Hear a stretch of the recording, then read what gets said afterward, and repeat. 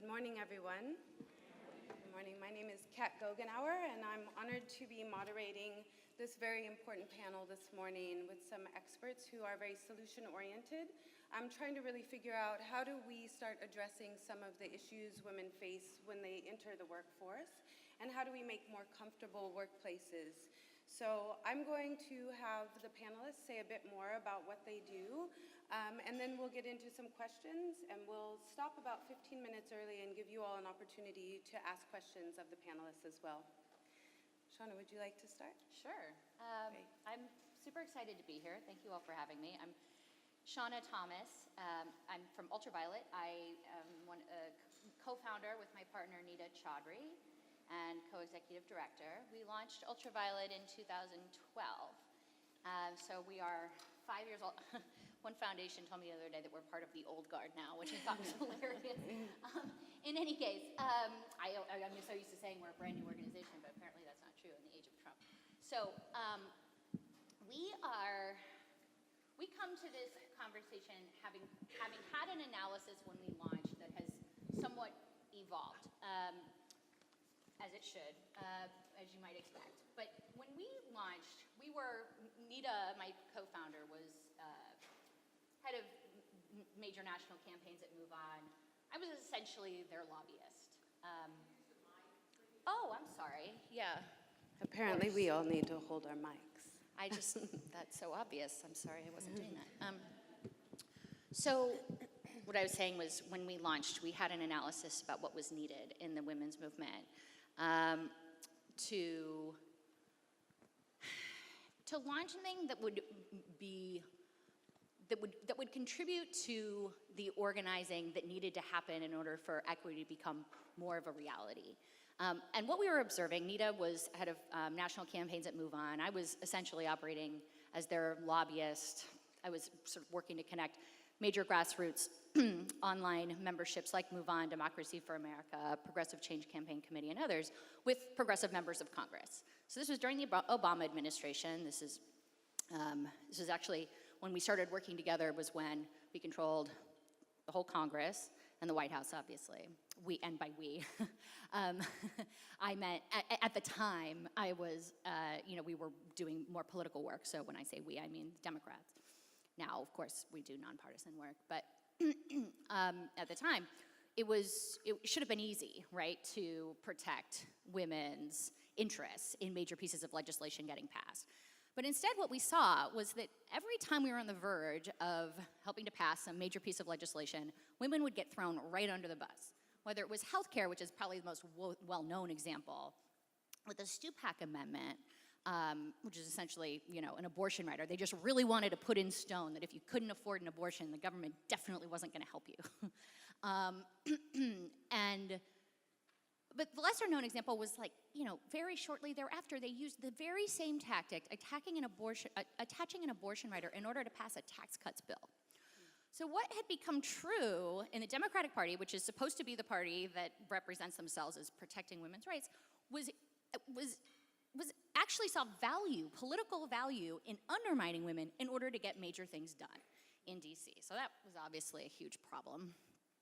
So we went around and said, what are we gonna do about this? What we see is that there have been big grassroots movement built around the concept of rapid response, media-driven organizing, where you are tapping into the newly engaged, people who are shocked by something they didn't think could possibly happen. They're inspired or outraged and they want to take action.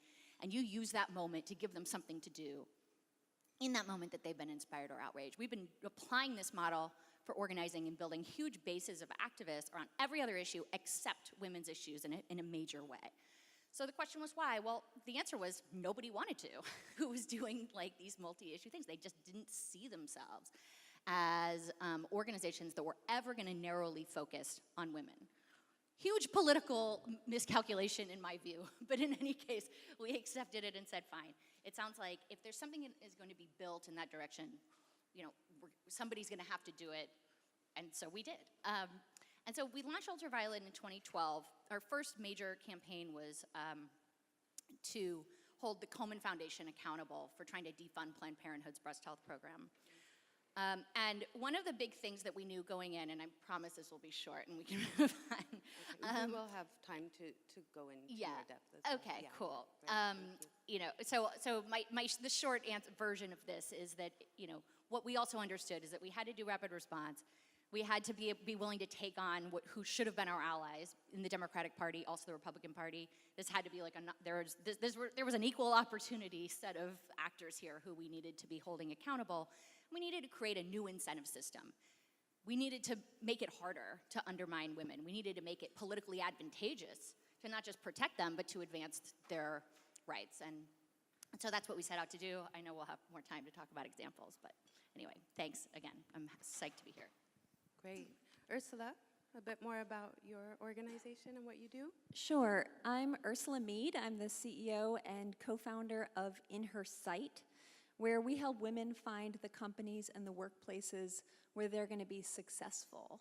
And the way that we do that is through anonymous company ratings. So it's a platform that's similar to Glassdoor, but it's specifically for women. So women come to the site and they rate their companies across 16 different factors, things like equal opportunities, flexibility, salary satisfaction, wellness initiatives. And then we take all of that data and we use it to match women to companies that have what they specifically are looking for. And we also take all of that data and we use it to try to encourage companies to get better in the areas where they're underperforming. We started in early 2014. We're actually a team that's from this area. We come out of a company called The Motley Fool, which is a financial company in Alexandria. And to date, we have collected data from hundreds of thousands of women, not only on what their experiences have been like at different companies, but also on the things that they're looking for at work. And as a result, we have a lot of interesting data around which of these factors actually correlate to women's overall satisfaction at work, and so on. We have ratings for about 40 to 45,000 companies in the US, and we hope that you'll all help contribute to the database and rate your workplaces. Very interesting. I'm excited to learn more also about how tech can help support equity in the workforce, and so definitely looking forward to hearing more about that as we move forward. Paolo, a bit about what you do? Sure. Hi, I'm Paolo Narciso. I'm the Director of Income Security at AARP Foundation. As many of you know, AARP Foundation is the affiliated charity of AARP. Our focus at the foundation is to look at income and inequities, as well as developing income opportunities and social connectedness, specifically targeting the vulnerable older adult population, the 50-plus population.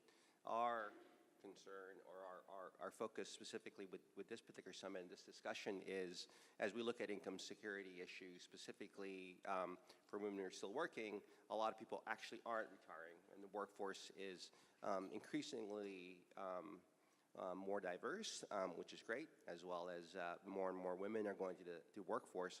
Unfortunately, the pay gap has actually been pretty steady where it sits today, but more importantly, the wealth gap is very significant. And so we're looking at ways to be able to bridge that gap and look at the factors that cause that, and then to develop programs and solutions that address those particular issues, specifically for the older adult population, the 50-plus population. So most of the people that we work with, and in fact, as I look at some of the areas around income security, the average age is about 49 years old. They're women. They're caring for their mom, typically, their caregiver.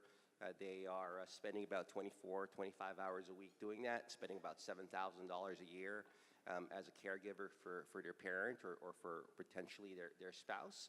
And that creates a significant amount of insecurity, income insecurity, because women as caregivers are the ones that actually take the time off work.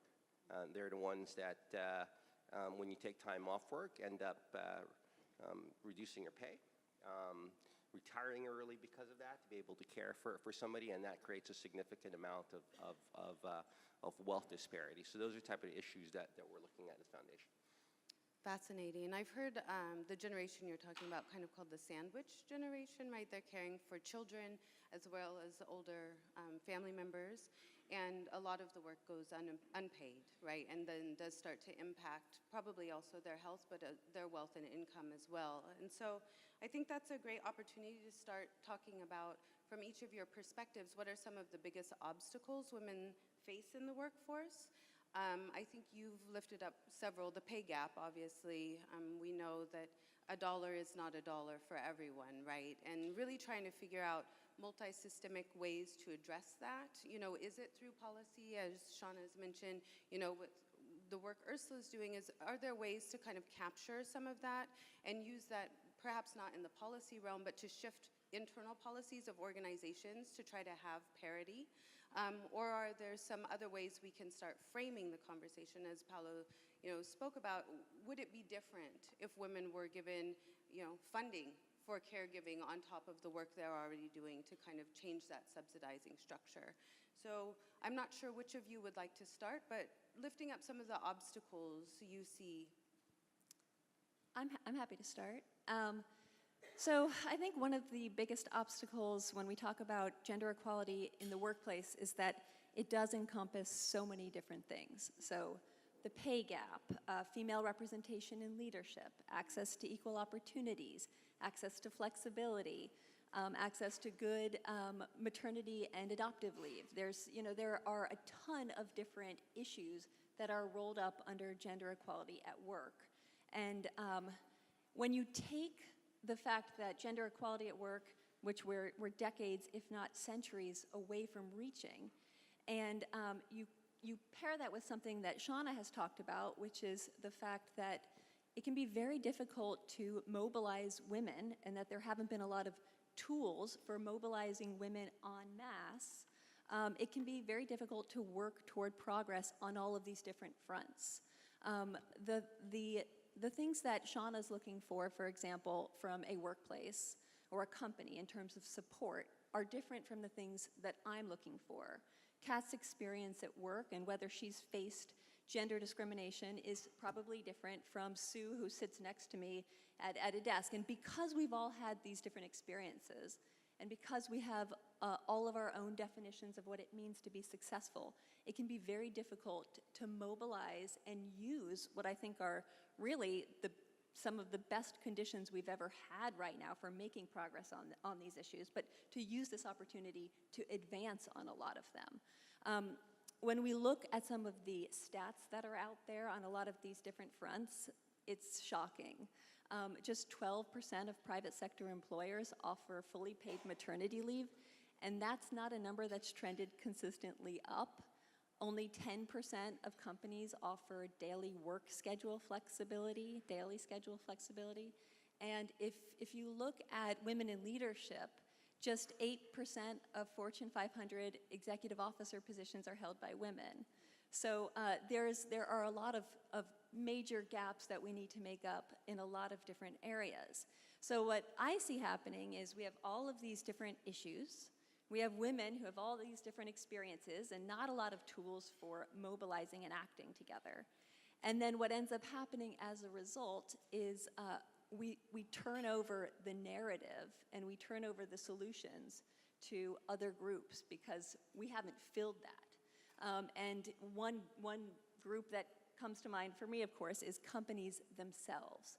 So we then give companies sort of the power and the narrative to say, okay, well, these are the solutions that we want to put forth. These are the things that we want to work on.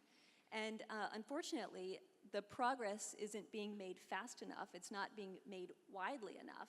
And what we also see is companies tend to double down in the areas that they already do well in. So they double down in the areas that they already have great support. Tech is a really good example of this as an industry and as a lot of the companies in that industry. Tech actually, if we look at our data, isn't the worst industry for women to work in by a long shot. When we look at a lot of the things that I've mentioned, things like flexibility or wellness initiatives or a lot of the workplace perks, Tech has done a great job in building up the policies and the initiatives around those areas. And they've kept doubling down and tripling down on those being the ways that they create great workplaces. But what we've seen is that without the input and the feedback and the voices of the women working for those companies, there's been a huge gap in the areas that they do support women.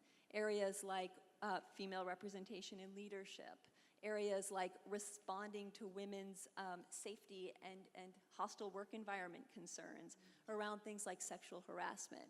And so without those women's voices driving the conversation, we see others stepping in to decide what needs to be done and figuring out their own measurements for that. Very interesting, especially as we all know in this room and generally, when you have a segment of society that makes up the majority, 51% perhaps, we have the potential to have a lot of voice and representation. And what does mobilizing look like? To Maya's question earlier, you know, the question somebody asked, is this a mobilizing, convening space? I think thinking seriously about that and really having good understanding about the issues that impact us, we know from experiential perspective, but also being in the room, sharing wisdom in the room, and then being able to hear from some experts to make really strong arguments and make strong narratives, I think is really important. So I'm really interested to hear also about potential trends that are coming out. But did either Shaunna or Paolo also want to speak to obstacles? Sure, I completely agree with Ursula. It is, well, I come from a tech sector. I've been an entrepreneur and started and built a couple of tech companies, and I agree, tech's not the worst place to be, or not the worst offender in this particular area, but there are just so many things we can do, and when we look at issues like this, you know, even if you look at issues like caregiving, a lot of things that companies hear about are maternity care. You forget about the other components of caregiving as well.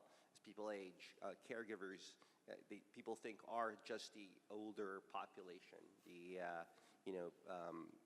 40-plus population, but 25% of caregivers are actually millennials.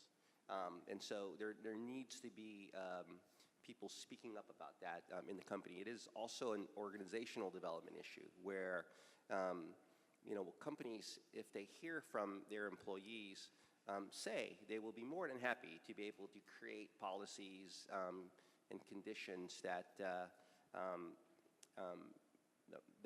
their employees want.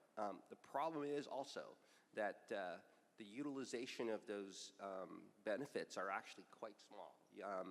Caregiving benefits, for instance, are trending around 4%. It's actually lower, getting lower every single year. You know, people are not taking advantage of some of the caregiving benefits, and there's a reason for that. One of the reasons is you don't want to necessarily tell your supervisor, your boss, that you have to take time off from work, because then you will miss out on opportunities and miss out on potential promotions and so forth.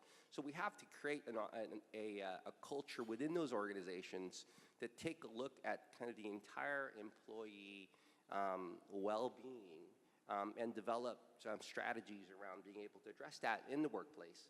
And not necessarily leave it up just to policy and to government to look at, but I think that is going to come from within the organization, right? To be able to actually have these honest conversations, and there are great companies that are doing this today.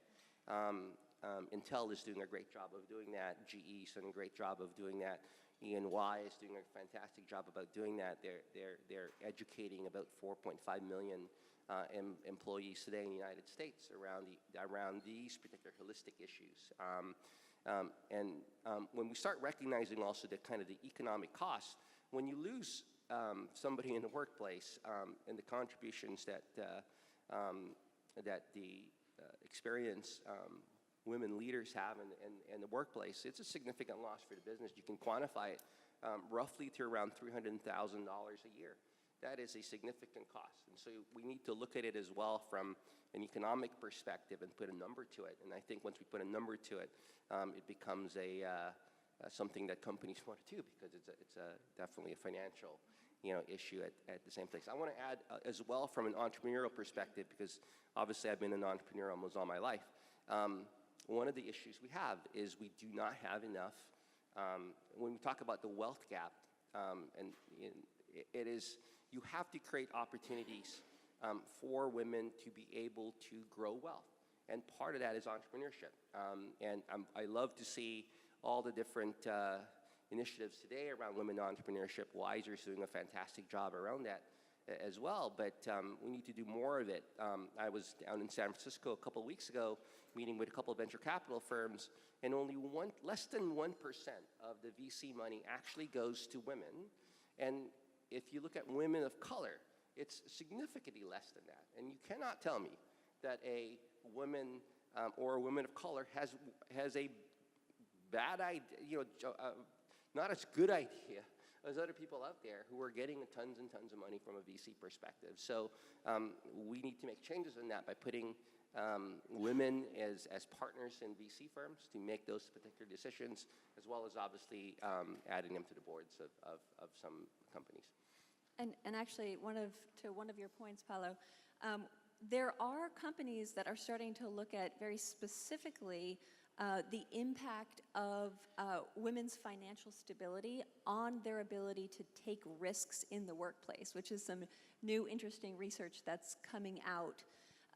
And what they're finding is that the wealth gap and the lack of financial stability actually is another one of the key factors that prevents women from taking the risk of even asking for a promotion, going through the process of a negotiation. It's not necessarily about confidence, which we hear all of the time, but they actually see this as a potential risk to their income, rather than how men are seeing it in these studies, which is as pure potential upside, which is, all right, I'm going to go through this process, I'm going to take this risk, and I'm either going to benefit from it or things will remain the same, whereas women are seeing that as, oh, this could actually set me back if this doesn't go my way.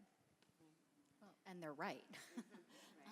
That's the big problem. Can I just have a quick... No, I was going to, time? yes, Okay. definitely ask you. Cool.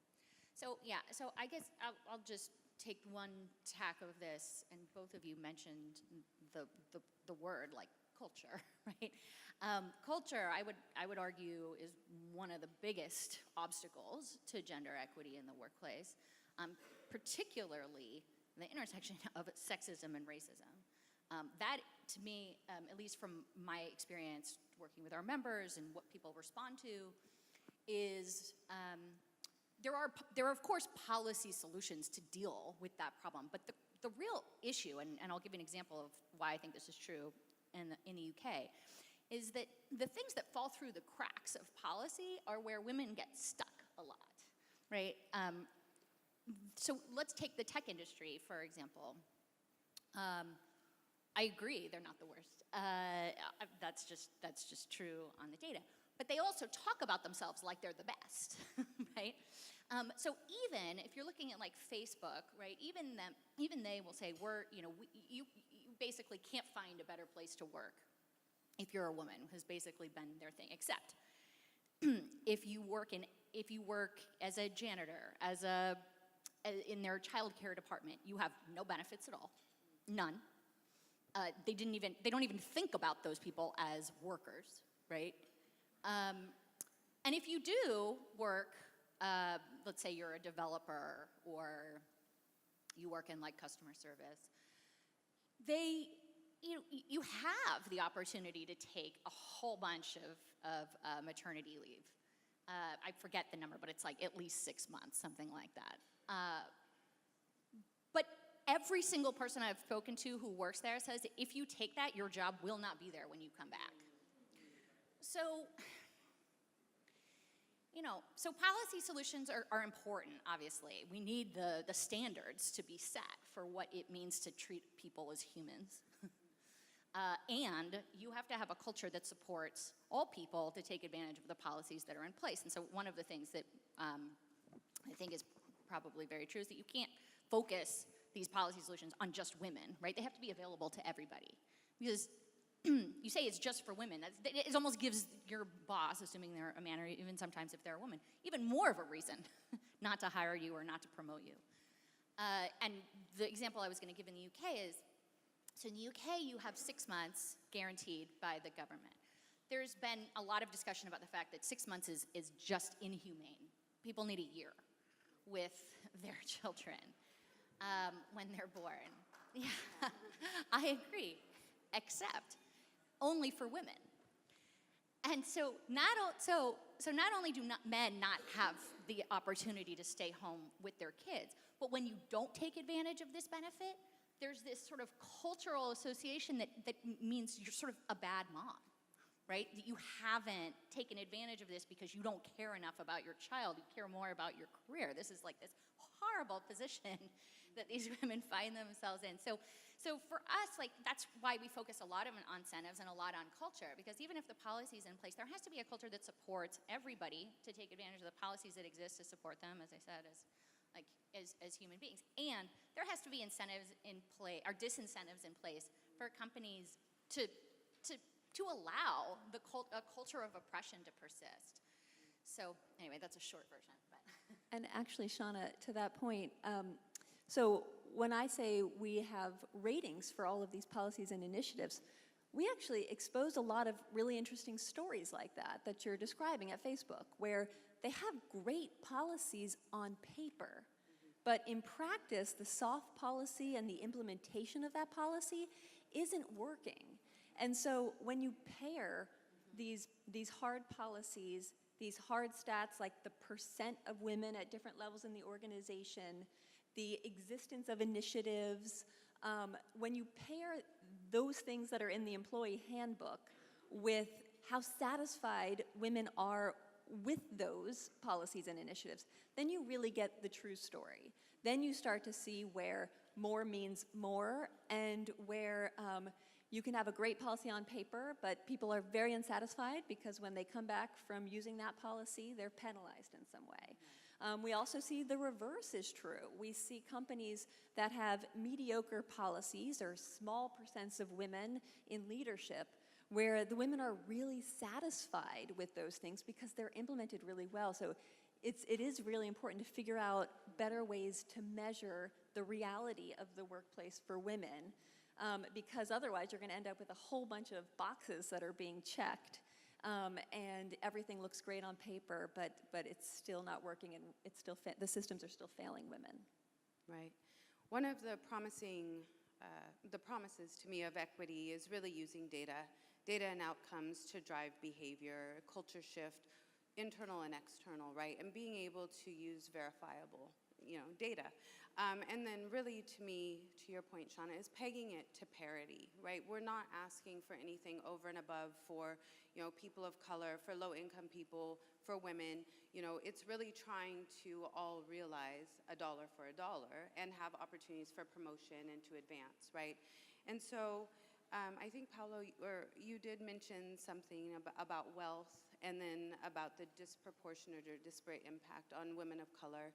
I would be remiss in my new position at Prosperity Now as part of the racial wealth divide if I didn't ask you all to perhaps dive in a little bit more. What impact are you seeing on, communities or members who are multi-sectionally disenfranchised or oppressed? And to your point about venture capitalism and entrepreneurship, the irony to me as well is we know African American Latino women are actually some of the most entrepreneurial, just generally in the sector. And if they're not receiving access to capital and venture capital funds, the question is, how viable will those businesses be over time? And to your point, Ursula and Shaunna, if some of these smaller businesses could have more equitable policies, big P, out in the community, but also internally, is there some case to be made that we should actually be supporting more of this grassroots growth of business, in addition to shifting some of the traditional work sector? But really trying to think about the impact it's having on low-income women and people of color. Would any of you like to say a bit more? Yeah, so from a research perspective, when you look at the wealth gap in terms of net worth, the women to men is about a 36 cents in a dollar. A white woman to a white man is about 36 cents in a dollar. When you look at black women to white men, it's roughly about 8 cents to a dollar. And if you look at Latino women, it's roughly about 2 cents to the dollar. And one of the issues around that, which I think we've talked about, is while there is the pay gap is in fact slowly bridging, there are a lot of women in the workplace that are still in low-wage jobs. And the benefits typically are not available for them in those particular low-wage jobs. And benefits are one of the ways you actually create wealth. 401k plans, savings plans, things of that particular nature. So there has to be a purposeful approach to addressing that particular issue, right? These benefits cannot just be for the middle wage, the managers on up, who many are obviously women, but also look at where, as we talked about with some of the companies that we mentioned today, the low-wage workers as well, the people that work in the hotels and as maids and some of the other low-wage jobs that are out there. We also have to look at the ways to be able to continue to increase the wages of the low-wage earners. That is contributing to this particular problem. Jobs and wage stagnation for low-wage workers has remained completely flat since 1965.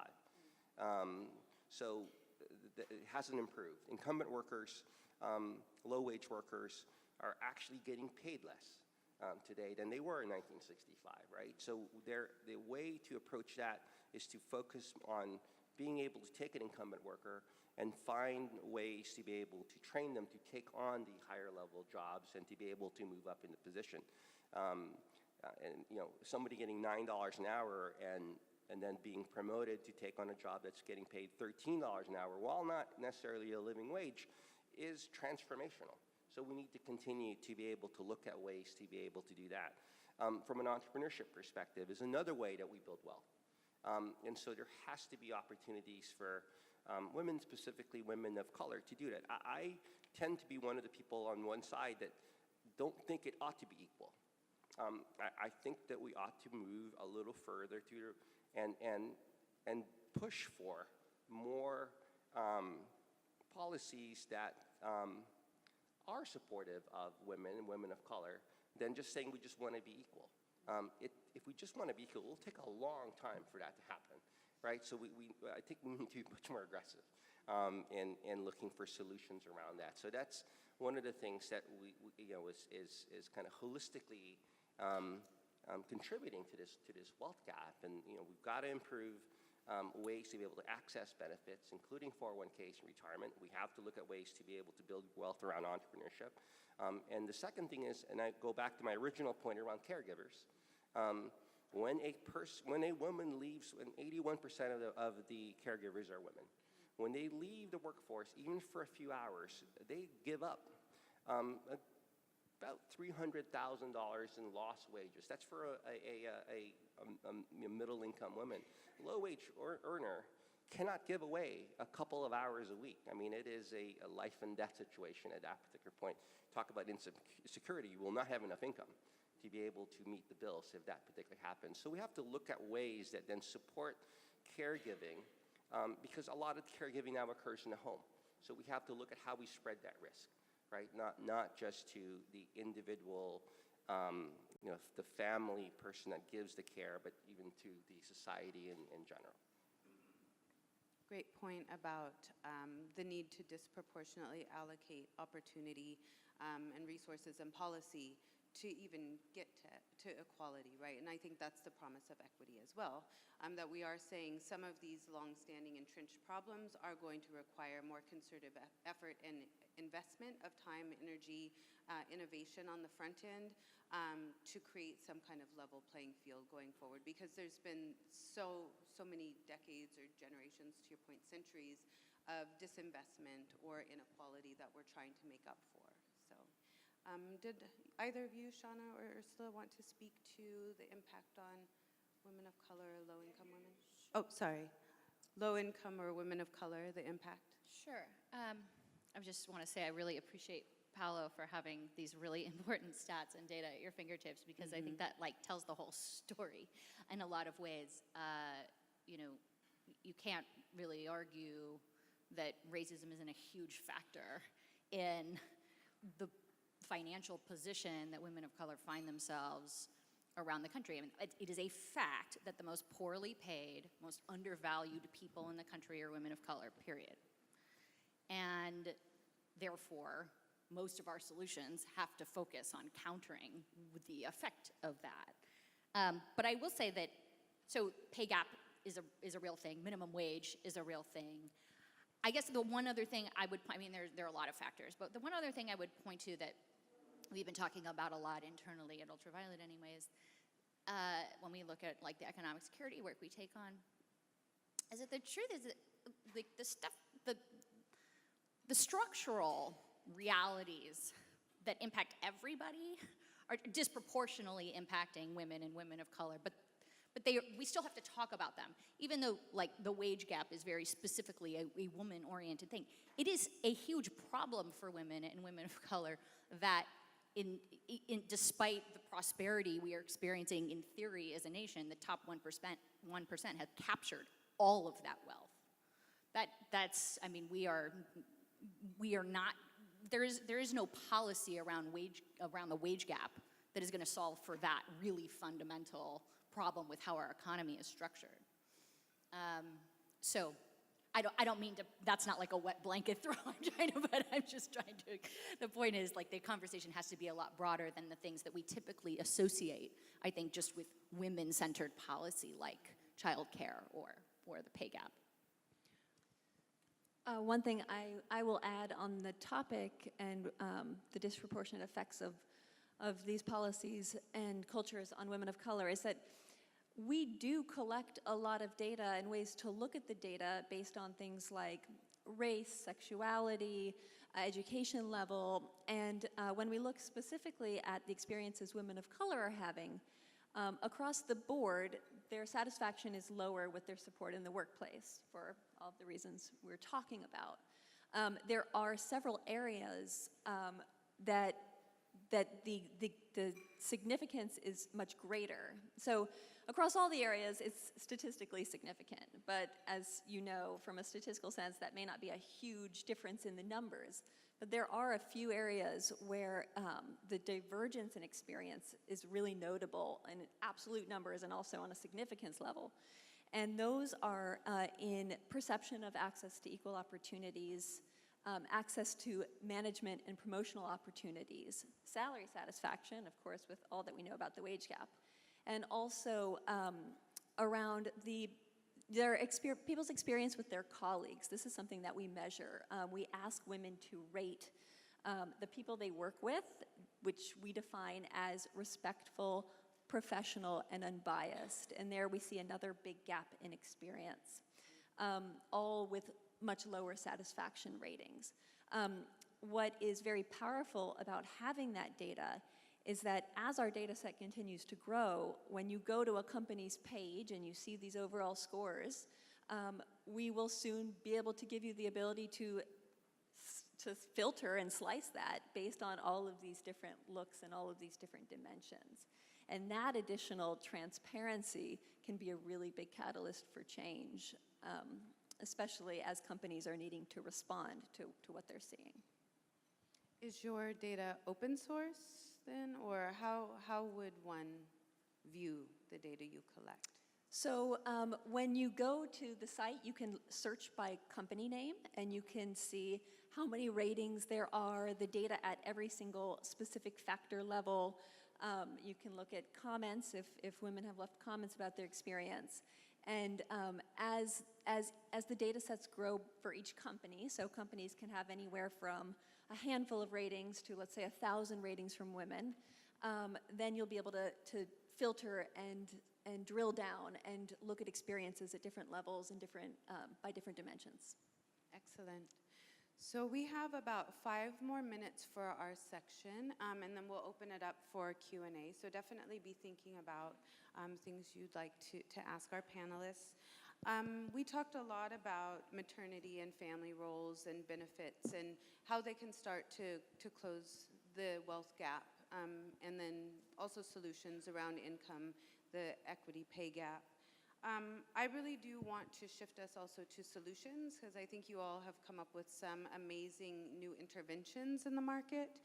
And so really also thinking about, culture, as Shaunna mentioned, it can be very welcoming. It can also be a barrier, right? And especially for people of color or non-traditional backgrounds, cultural fit has always been a fascinating filter or way of determining readiness or appropriateness for hire.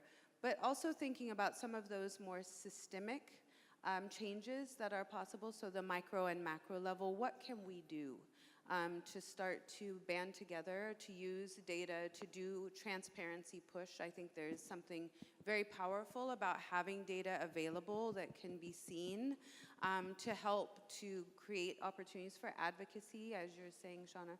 Even talking about rider bills, how bills are created and passed, and how they speak in code, and often intentionally or unintentionally disenfranchise certain segments of society.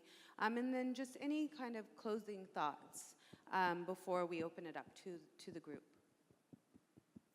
So I think solutions is a great place to go. We've identified a lot of problems. I think, so from my perspective, speaking as an advocate, activist, organizer, I see a couple things. One is that there are actually a lot of places for people, workers themselves, people who want to ally themselves with workers to hold companies accountable, to hold legislators accountable through the political process, through the grassroots lobbying process, through just like literally general education and advocacy. But I think the obvious place to start maybe for a lot of people would be looking at collective bargaining. It just is the case that people who are part of unions, women who are part of unions, make more and have more benefits when they are in a union. Now, a lot of people feel like the union structure as it exists has been outmoded. It needs to evolve in some serious fundamental ways. That's probably true. I'm not an expert in this at all. I just know that when you're in a union, you're better off in your own life. And so, whether it's the union as we think of the union, like an AFT or an SEIU, or it is a more like company-based solution where you have organizers working with each other, right, to organize together to demand something of their bosses. There are a couple of different existing ways to do that. If you haven't heard of coworker.org, that's a really interesting organizing model that's come up in the last couple of years, where they help identify people who work for major corporations, get them together, they discuss what problems and solutions they want to be taking on, and then they do that together with a lot of outside help. So anyway, I think there are some really interesting, innovative organizing solutions that are coming up that are either part of the traditional union process or outside of that. And that's, I think, one of the more exciting places to go from an organizing solution standpoint. There are lots of policy solutions, but I'm guessing there are people in this room who know even more about that than I do. So I think everyone probably knows what I'm going to say is one of the most powerful solutions and ways to intervene. But I'm going to add some sort of context around it, and that's that figuring out what intervention is right, we believe is really dependent on the organization. And we really think this is data, and these are solutions that need to happen at the company level. And as I mentioned earlier, we also believe that this is potentially the most powerful moment we've had so far as women to push for the changes that we need. There is so much awareness about women in the workplace issues right now. Companies are at a great rate adding whole positions that are focused on gender and diversity at the companies. They're committing millions of dollars toward these initiatives, And now it's our opportunity, as will soon be more than 50% of the talent pool, to give them the direction that they need to make the right decisions about how to allocate their time and their resources to making improvements for women at their companies. The case and the business case for gender diversity has been made. These companies want and need female talent. And so it's very important that we are directing them with our experiences and sharing our stories, both individually and collectively through data, to drive the change that we want to see happen. We think that's going to be the most effective way. When you look at sort of the power of platforms like Yelp, TripAdvisor, Angie's List, these are what our sort of more modern technology-focused approach to making change that really can get tons of people involved in any location and contributing to sort of a living, breathing data set that companies are responding to. When you participate in a platform like TripAdvisor, you're not only finding a great hotel or helping others find a great hotel, you are actually getting the service providers to make changes based on your feedback. You are putting the pressure on them to respond to what your experience has been. And so for us, we think that that is a big gap that's existed in the women's space and women in the workplace space, and we think that can be effective, especially right now. So please, encourage others to share their experience. I totally agree with Ursula. I think data and being able to show the data and share the data, measure the right things, make that data available for people is a great solution to be able to kind of expose this and to drive the right behavior across organizations. The other area that I think is interesting to look at is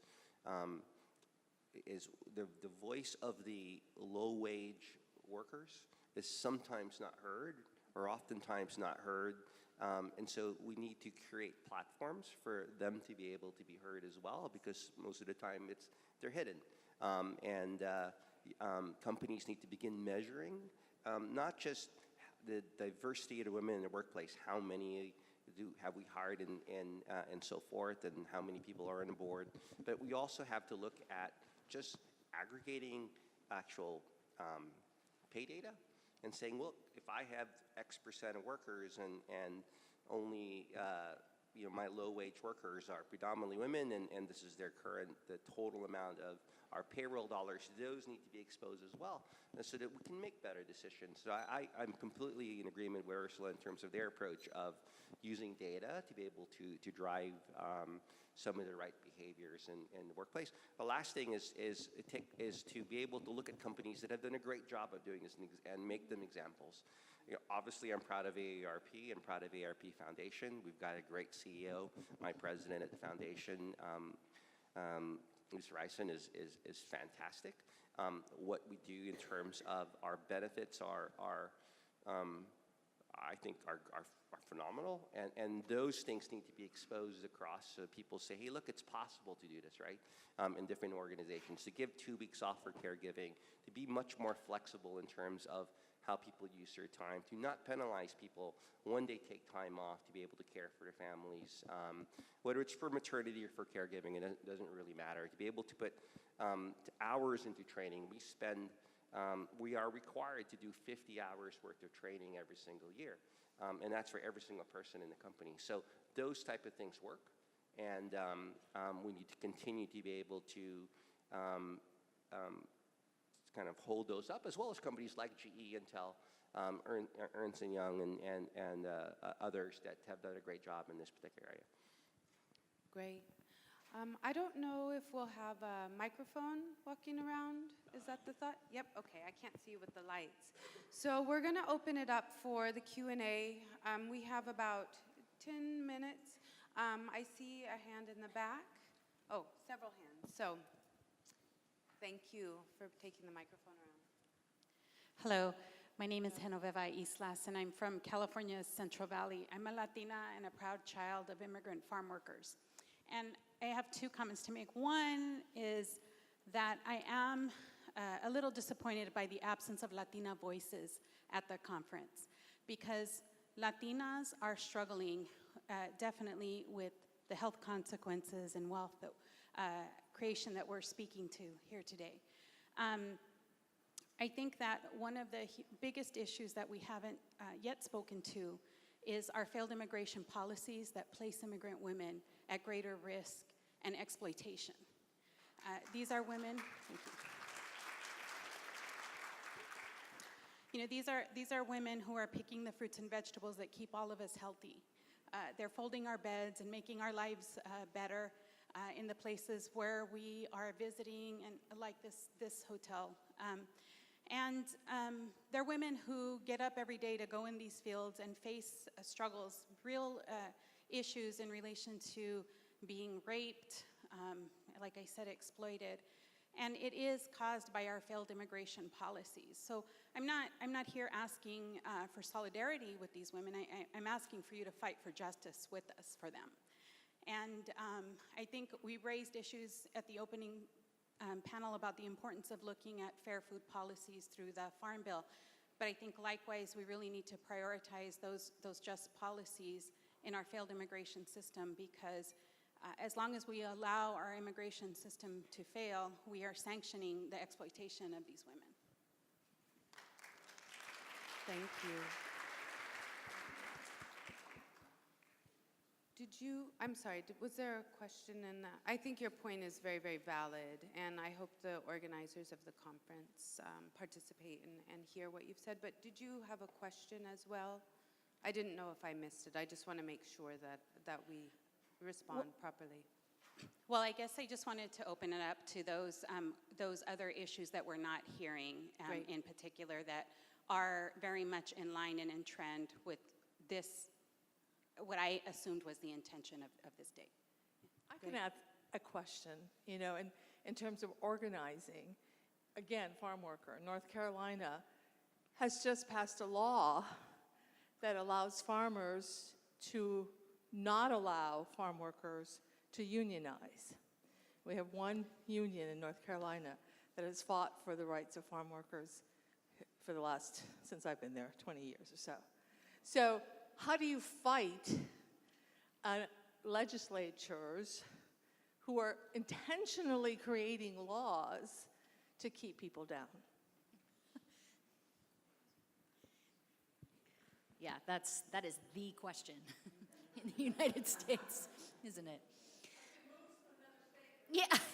Unfortunately, you won't find anything much different. I mean, you move to even like an allegedly progressive state, and you still find that there are a plenty healthy number of legislators who are working overtime to make your life harder.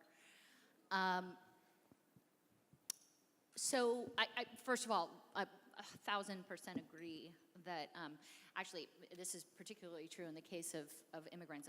Policy is actually, I mean, culture change may precede the policy shift we need, but policy is clearly a major central solution to dealing with making sure that people are earning at the very least a minimum wage, if not, if we don't actually get to the living wage. I mean, that would be the ideal, but having benefits, being, you know, having access to healthcare, I mean, all of those things, which are crucial for integrating people effectively, for making sure they can live happy, healthy lives. And I was looking at just a list of solutions the other day, and I noticed that like quite a few policy shops these days are putting, you know, a path to citizenship at the very least, at very close to, if not the top, of the policy solutions we need to be pursuing if we care about gender, economic security, I mean, women's economic security and gender equity. So I hope that, I don't know if that's encouraging, but on the advocacy side and the legislative side, I mean, that's why we have to organize. That's why we have to be very grateful for and participating actively in and supporting things like the National Domestic Workers Alliance, the Restaurant Opportunity Center, Walmart Watch, these places that are very much grounded in the people who do the work, that are organized by the people who do the work, by the people who are facing the most dire of consequences and have the most to gain from solutions we're pursuing. So at Ultraviolet, I mean, we basically follow their lead every day. If there's a campaign they're running where they feel like there is, you know, a restaurant they're trying to hold accountable, or they're, you know, these are like these industries where going after just a single going after a single corporation could be important, but for domestic workers, right, GE's not going to help them, right? Although it would be good for them to set a standard for what it means for how to treat workers. But again, you know, this is all about organizing. The women are the front lines of every movement. Certainly in this context of like the resistance, women are the front lines of the resistance to what's happening in DC, but that's also true at the state level. And so to the extent that we can be investing in organizing, investing in like, you know, relationships in states, right, as opposed to focusing exclusively on big national organizations that can move on a strictly national agenda. I'm talking about myself, of course, and Ultraviolet, but this is something we've been arguing for a long time. You're just building up organizations like ours, and we're not investing in state groups, and we're not allying with state organizations. We're missing a huge opportunity, and people, you know, people who need these solutions, who are on the front lines of the problems that we're facing, aren't involved, and ultimately, therefore, we're not, you know, actually going to win. So this is very much, I think, from an organizing standpoint, like I think both funders and organizers have shifted their focus in a really fundamental and important way to looking at states, looking how to build power in states, and create policy solutions that can be replicated across states. And to Paolo's point earlier about voicelessness or invisibility of issues, I just want to really appreciate you all for lifting up this issue, and then also wondering, to Shaunna's point, what does organizing look like? How, you know, do you start a groundswell or a grassroots movement that can then capture the attention of, you know, some more mainstream organizations, or do it with and for yourselves with other grassroots organizations that are successful? Were there other questions? I think I saw your hand. Sir, this.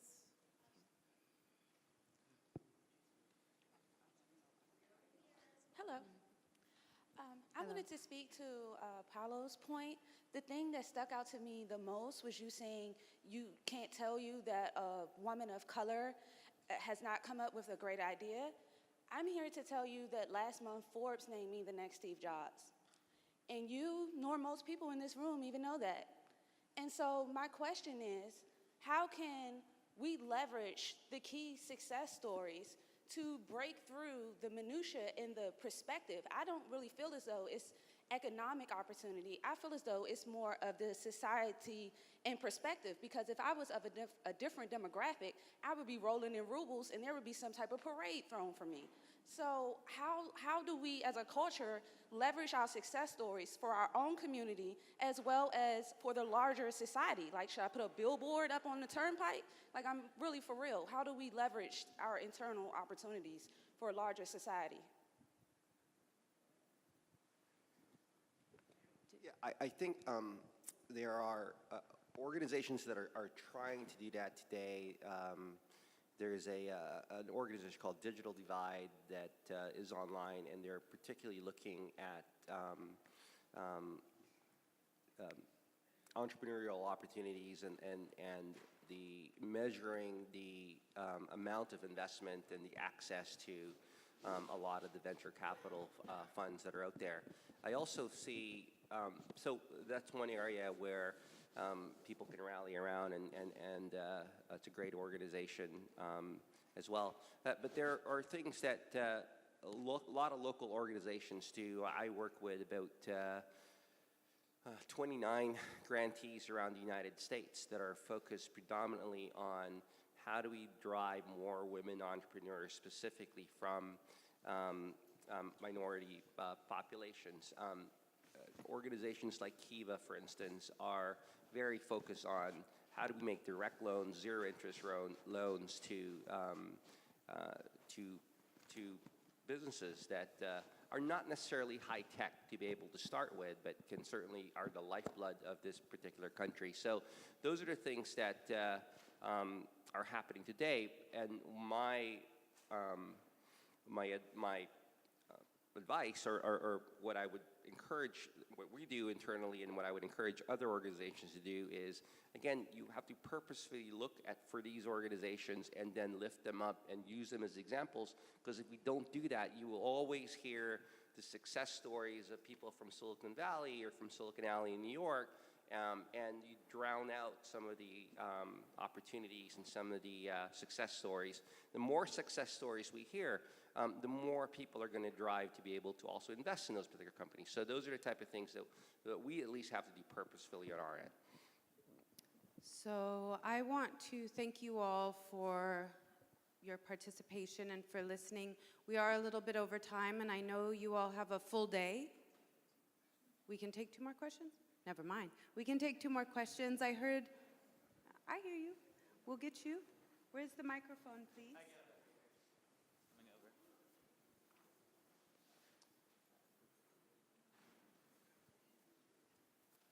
So, thank you. I wanted to go back and I don't know if it's a question or a statement in reference to opportunities or whatever for women of color or black women in organizations.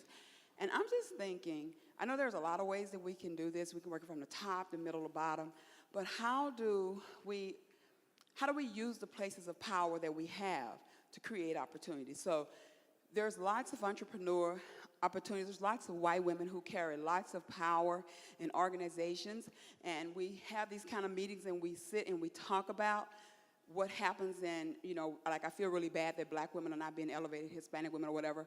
But how do we use our space to create those opportunities? Because I'm from Texas and I see this a lot, and I sit on the front line with a lot of women who talk about this, but yet they have not one black woman of power in their organizations. They have not one black woman of power in places that they hold power, that they can change what that looks like from within.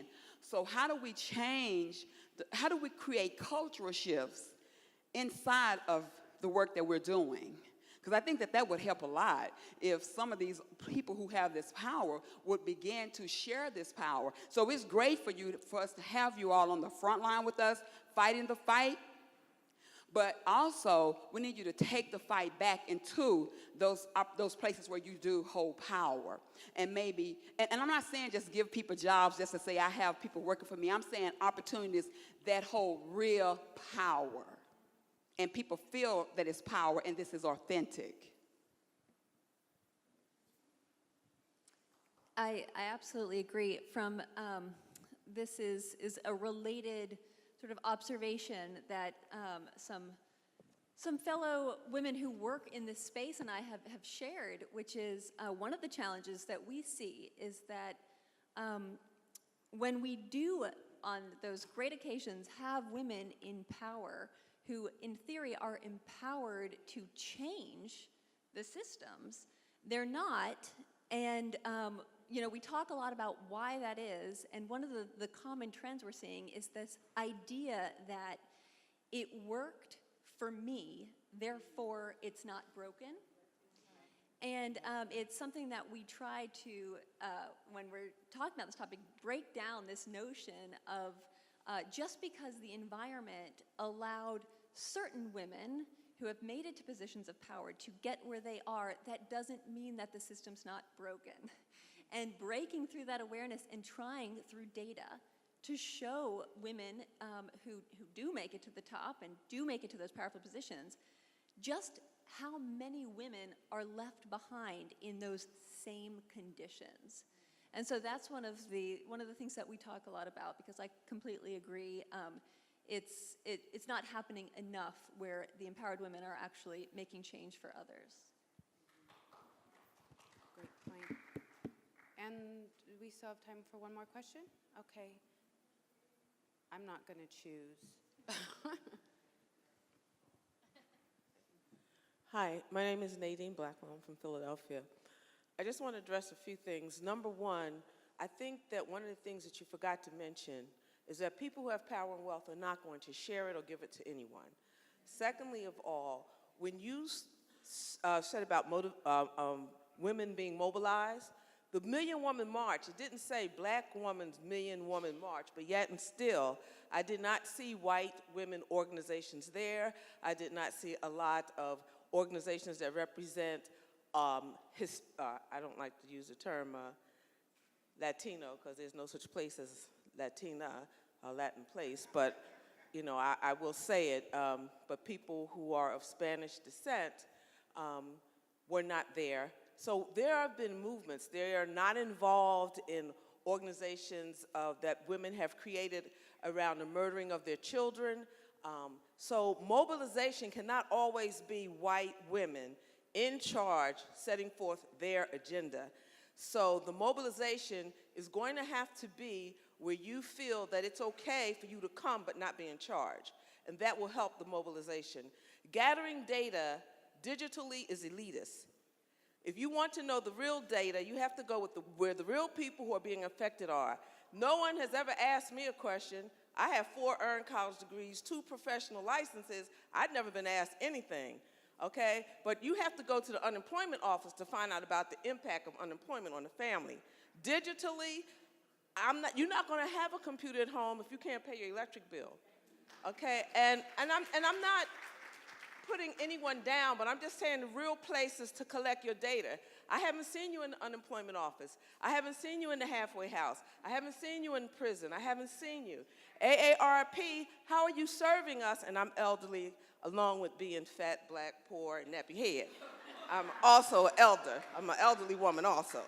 And why do I have to pay to be part of an organization that's supposed to be representing me? And then this organization is talking about how they can direct you to resources. I don't need resources. I need, right here, I need services right here. This 85-year-old woman is being treated for cancer, and she can't pay her mortgage. Where is she going? Who's paying that? The people in pink, they're not. AARP is not. And none of these other organizations are. So I think we have to really look at, are you willing to say, let me step down and let this young African-American woman, let me mentor her into my job? We got to look at what's real. Do we fight against the fact that my mentees who are registered nurses are now making what I made 30 years ago as a new nurse? But we don't care about that. We don't care about articles that talk about the darkening of hospitals where African-American women and other women of color are given jobs where you only can work at night. You can only work the night shift. So are we willing to fight against that? In our unions, they want our numbers but not our voices. And where you do see women in so-called, quote, leadership positions, the power has shifted to the board of directors. So I think that we have to look at everything in total, and people don't know how unions work because they don't teach that in school anymore. That's out, that's off the curriculum. They don't teach that kind of stuff. So I think that, I'm glad everyone's here, and I'm glad to hear all of these things. And when you talk about solutions, millennials are not taking care of elderly people. They just are the ones who have access to the digital world. If you actually get out there with a pencil and paper and walk up and ask people, we are the ones who are taking care. We are the well, they call them what, the sandwich generation? Okay, I call it people who had to give up their jobs to take care of their parents. I don't give them a name. So I think that we have to look at how we're collecting data. And only if we do a really true way of collecting the data can we apply it. And then we have to look at ourselves as individuals. Am I willing to give this to someone else? Am I willing to fight against countries that have to pay more to import their goods than other countries? Because then you can talk about immigration policies that are keeping other people where they don't want to be. Black people used to be in those fields working, but when they organized, they just kicked us out and said, okay, we can bring in people from Mexico to do it. And the people from Mexico came, but they didn't want to organize with us, you know. I was like 50 before I ate a grape again because of Che Guevara, you know. So we have to look at the total picture. That's all I'm saying. I have nothing against data collection, but it's elitist if you keep it in the digital world. You got to put your feet on the pavement, get your pencil and paper, and ask real people real questions in real environments. Thank you for that. I think your point about mentoring and succession planning is so important, especially for women. I'm a sociologist by trade, and so what we see is that there isn't a lot of that happening, and then it's very difficult to break into new jobs. And so how do we, I think my takeaway, which you said a lot, and I appreciate all of it, is how do we start to work together? You know, how do we step outside of a dominant paradigm that pits people against each other and really start to work together and reach the people on the ground? I'm a community health worker as well in my community, and there is this idea of health and wealth. How do we really serve the people who need it the most and work with people who've been doing the work for ages, who have the connections, have the information, and really make data really meaningful? So I just want to thank everybody for coming, for sharing. I wish I could be here all day to be a fly on the wall in all these rooms and really bring your voices, right? Be outspoken, be bold. These times call for that, and we can make solutions that might not be seen from the top, and I would encourage us all to do that. So thank you all very, very much. I have one question, real quick.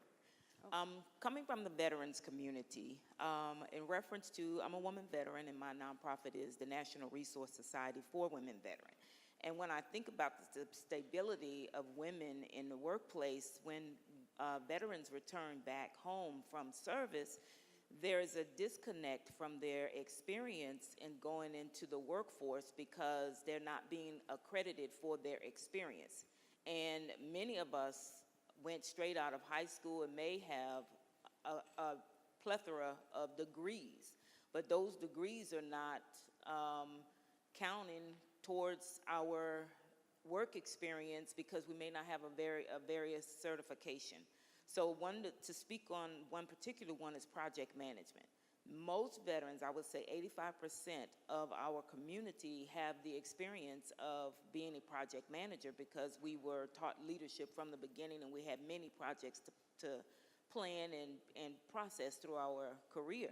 However, getting out, and we may have so much understanding of what it takes to get the job done and how to process the project as far as the logistics and so on and so forth, but yet go and apply for a job that states project management is required, and then we can't get it. And what the worst part about it is that we get mixed in to the group of people who have less education and have less experience or no experience at all, but they hold a certificate that have not been to work in that area, and so we end up getting minimum wage jobs, and it's not equated to our pay, and that's one of the main reasons why there is so much homelessness. So I want to know, what is it that we can put in place that will pay more attention to that? There was a law, a rule that came out that President Obama had signed for us to be certified in certain fields, but it's only a very limited amount of fields, and it's only for the immediate return of people who are PCSing or ETSing rather. So it had to be within 180 days of their returning home, and that's not enough. It's not enough time for us to be able to have access to that opportunity because most have fallen by the wayside. And I could go on and on about the GI Bill and how it's not applied to the reservists and how they're not able to pay for it because there's a limitation on that, and we just get mixed in a pool of people who have less experience as if we just came out of high school and did not have any experience or education.